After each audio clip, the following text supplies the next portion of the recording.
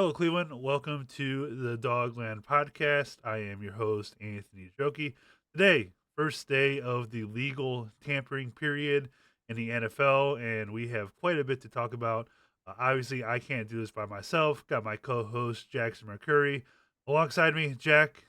So, always a fun day. It got off to a rough start with X being down for quite a while, but now as that's coming back up, we've gotten quite a bit of news throughout the day here, so it's been a fun day.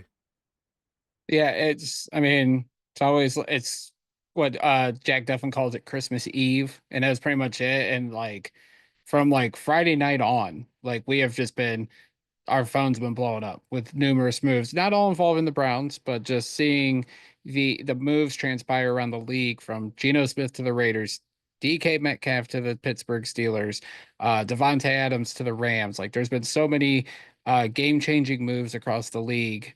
This is what makes the offseason fun because we get to see new faces, different places. Like it's what the offseason's all about. For sure. And maybe the biggest piece of news is what we're going to talk about first, and that is that Myles Garrett signed an extension with the Cleveland Browns that will run through 2030. It will average approximately $40 million a year, and this is reversing the course from his trade request that he had made. So, the trade request is gone. Myles Garrett has signed an extension. Be here for the next 6 football seasons, where he'll be about 35 years old when that contract is up. And it seems like Jack, maybe he is going to go from Cleveland to Canton. It sure feels that way now, and it was so crazy. I was on my lunch break Sunday morning when that news broke, and I was just like, "Oh my God!" Like I couldn't believe it because, like the latest little bit of news we got was Friday morning that said that Jimmy Haslam declined an interview or a sit down meeting with Miles, and it was just like, okay, the Browns really have dug their heels on this. We'll see what happens next. They had mentioned that the national reports were mentioning that he could sit out games.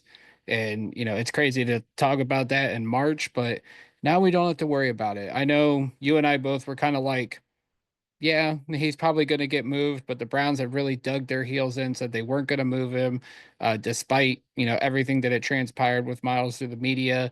But he's here. He got his new contract. He's the highest paid non-quarterback in the league. And the biggest caveat of it all, Anthony, was there's a no trade clause in Miles' contract now. So like even if the Browns want to move him in like a year or two, if they just said, "Hey, we want to send you somewhere," now he has the control, which I think at the end of the day was kind of what Miles and Clutch Sports wanted. They wanted the money and they wanted some control in his football destiny. So if the Browns ever tried to move Miles, he can say, "Yeah, I don't really want to go there." So it's a win-win, I think, for both sides at the end of it all.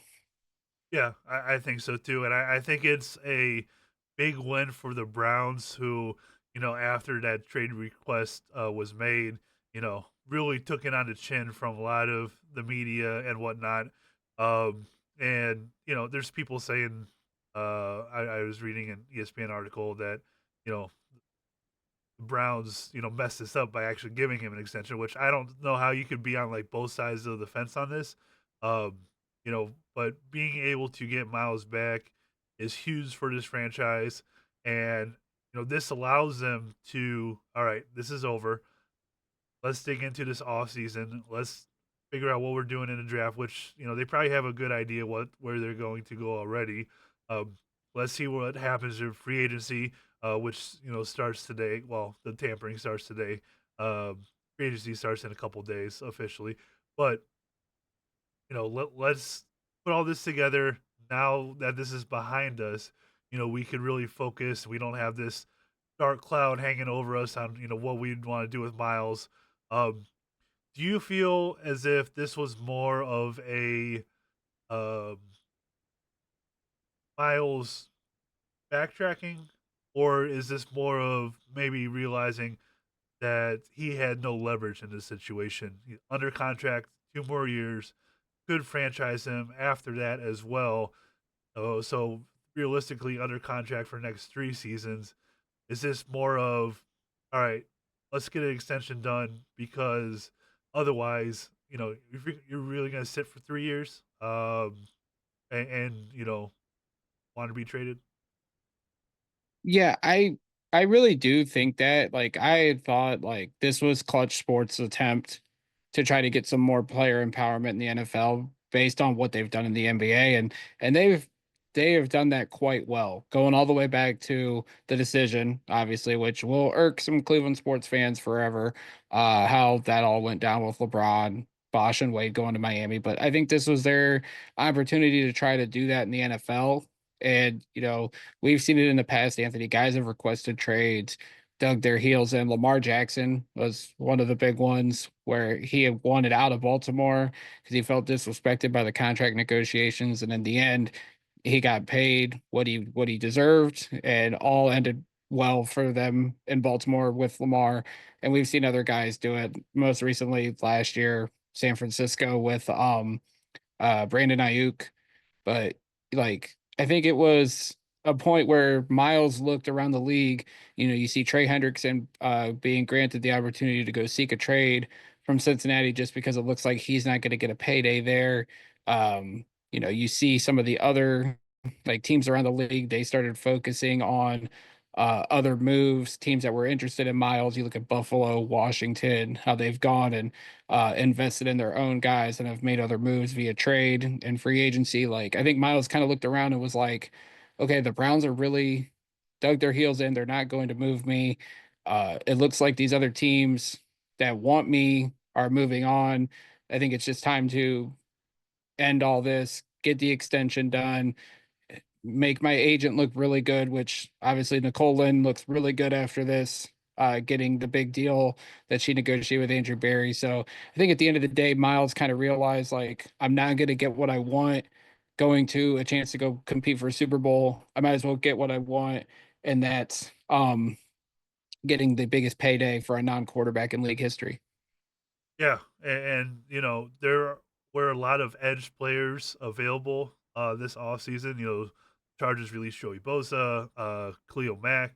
There's a whole lot of guys that are available in terms of edge, and if this continued to drag on, past the draft and whatnot, there might have been a tough way to find a landing spot for him. Especially if teams have already had their plans figured out. So um, them being able to get this done now is huge. And now you have a defensive line. After the release of Down with Tomlinson, which we'll talk about a little bit later. But now you're probably looking at Garrett, Briggs, Mike Hall, uh, your three up front. You still have um, remind me. Okoronkwo, Alex Wright, Isaiah McGuire, Thank you. and yep, You still got those Shelby guys at Harris. edge.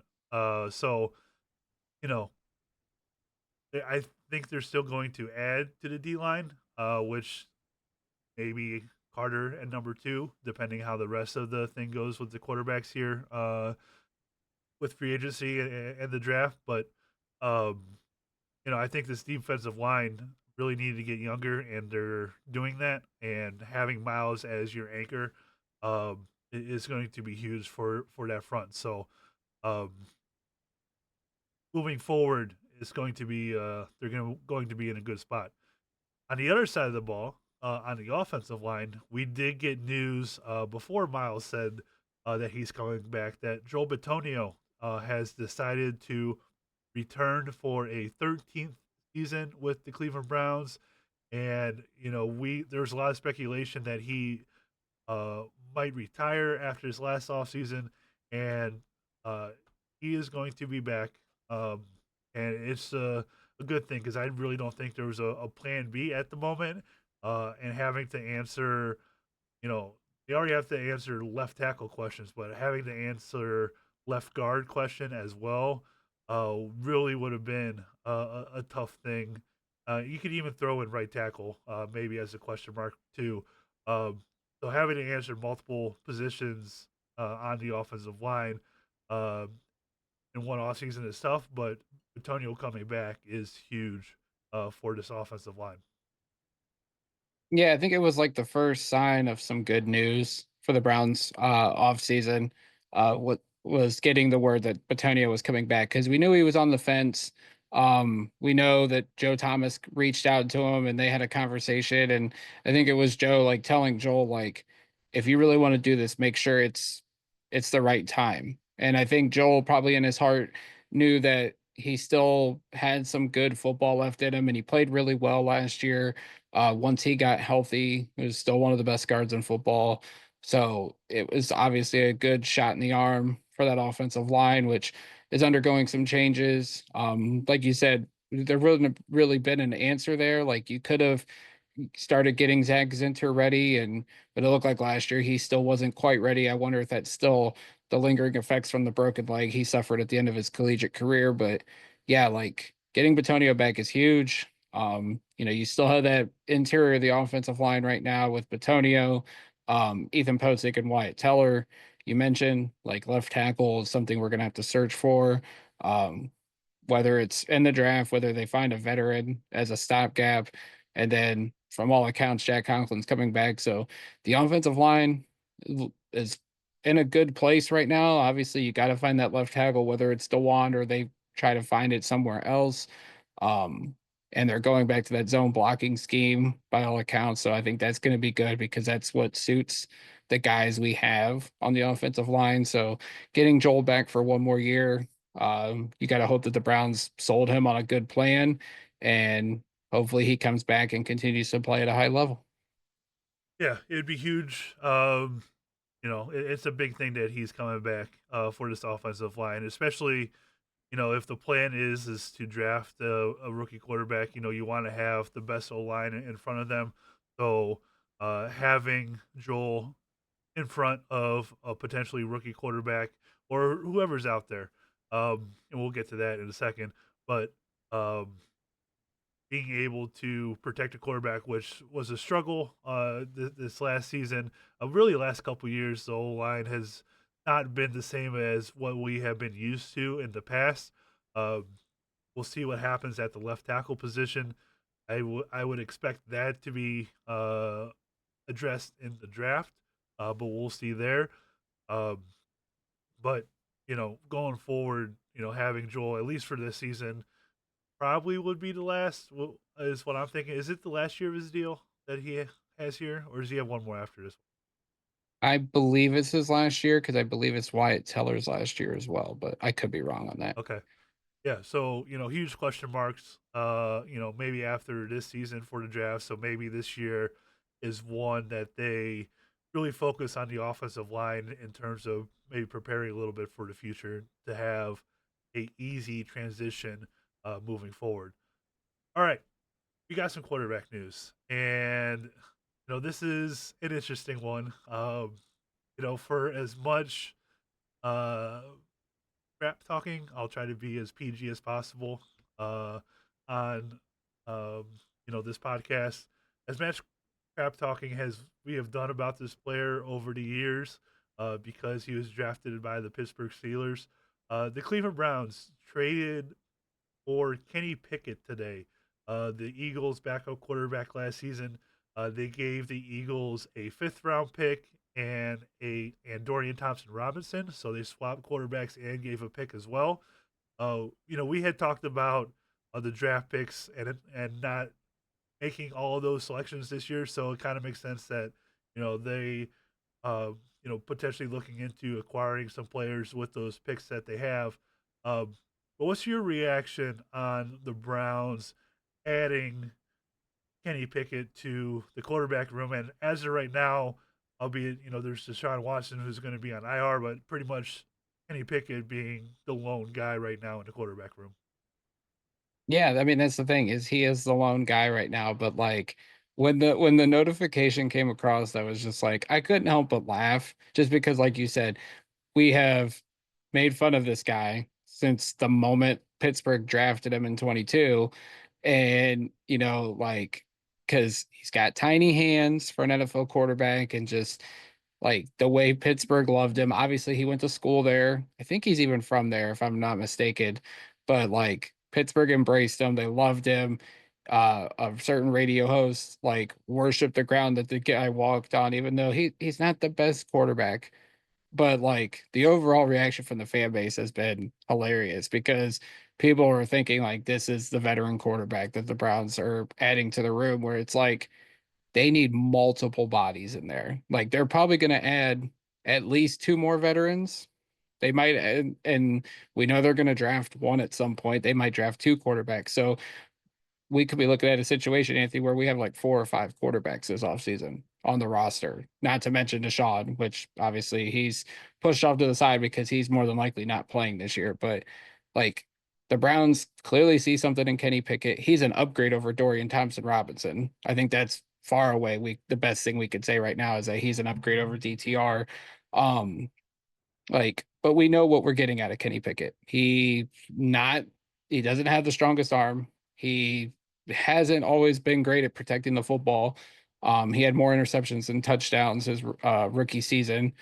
And there's that infamous clip when he was with the Eagles last year where he went to throw, and like he even before he was winding up to make a throw, like the ball came out of his hand. So um but like yeah, I mean he's just a guy that they're adding to the room. He's an upgrade over DTR, but for like all the Browns fans like panicking and freaking out, like just kind of pump the brakes on it. They're gonna add another quarterback at some point. We think it's gonna be Kirk Cousins, which I have my own thoughts on that. But once that happens, I think we'll sit down and discuss that. But like this isn't the guy that's going to be like the bridge quarterback for whoever we ultimately draft. So if any Browns fans are freaking out over that, just pump the brakes a little, take a deep breath, and chill out. I'm gonna look into this camera right here. This is not going to be the only move at quarterback they are going to make this offseason. This is the first one. There's going to be at least two more. I expect another veteran quarterback and for them to draft one. So Yes. just pump the brakes, calm down a little bit. I know it's hard sometimes, but you know this isn't the only move that they're gonna make, and I would tend to think that he's probably going to be QB2 going into the season. The other veteran that they get is going to be QB1, and then whoever they draft is going. That's kind of where I'm sitting at. They'll probably need four quarterbacks for camp, so um, three more quarterbacks being added to this roster makes sense. But we can pump the brakes and calm down. In terms of this, this is not going to be the only guy that the Browns are going to acquire this offseason in terms of the quarterback room. Right. Like this he's coming in, he'll compete. Like you said, he might be the backup. He might even be the third stringer. I mean, obviously it depends on how camp goes, but yeah, like he was also in a bad spot his rookie year. I think let's just be honest with ourselves. Yes, he went 7-5 as a rookie, and Pittsburgh they did not go to the playoffs, but they put up a good fight. But like you had Matt Canada as your offensive coordinator. The weapons weren't that great around him outside of Najee Harris, who had a decent year that year. Like the wide receivers were not the greatest. Like Deontay Johnson was starting to tail off. George Pickens was a rookie. Like last year was his best year because he got to sit back, learn from Jalen Hurts, and like um God, who's the head coach in Philly again? Sirianni.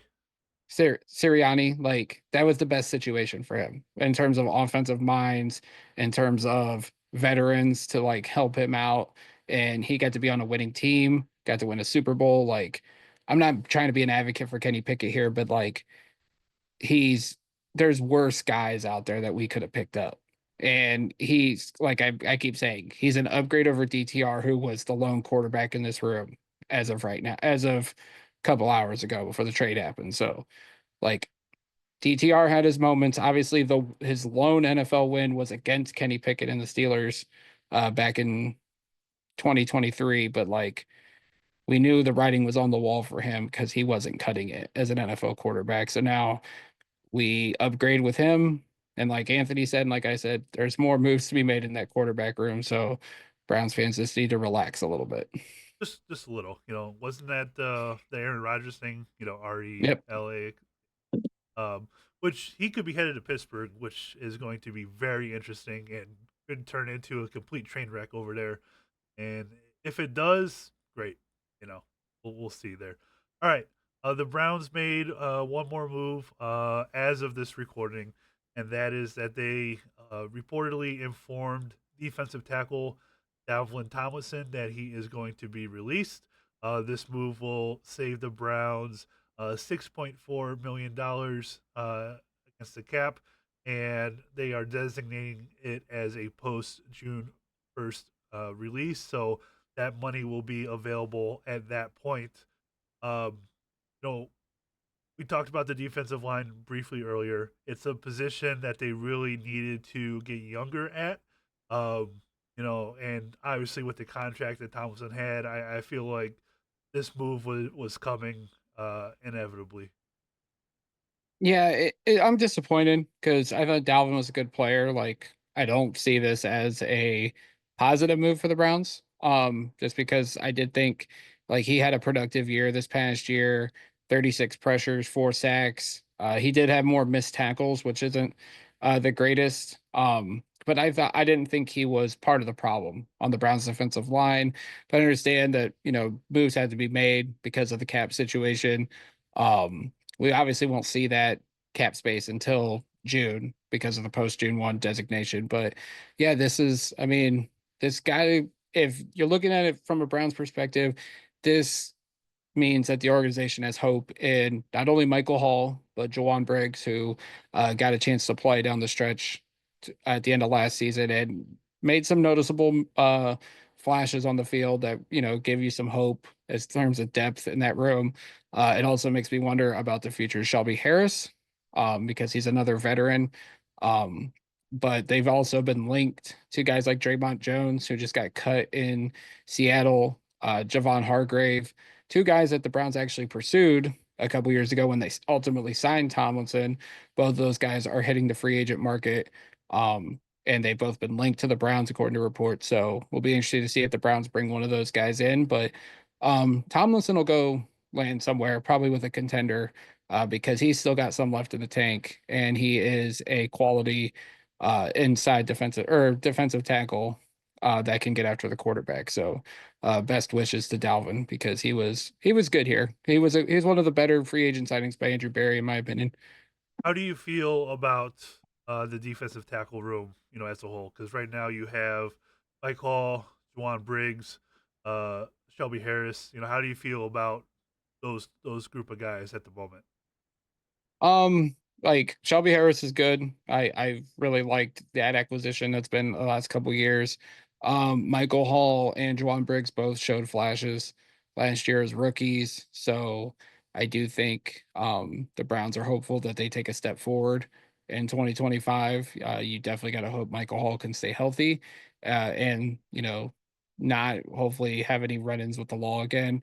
But I don't think that room's done yet. I do think they might add a veteran, and the defensive tackle class in the upcoming draft is pretty deep. So it would not shock me if they add two here over the next month and a half. Yeah, I'm with you there, and I apologize that the noise that you're going to hear on the YouTube recording. I had a little sounder go off, so sorry about that, guys.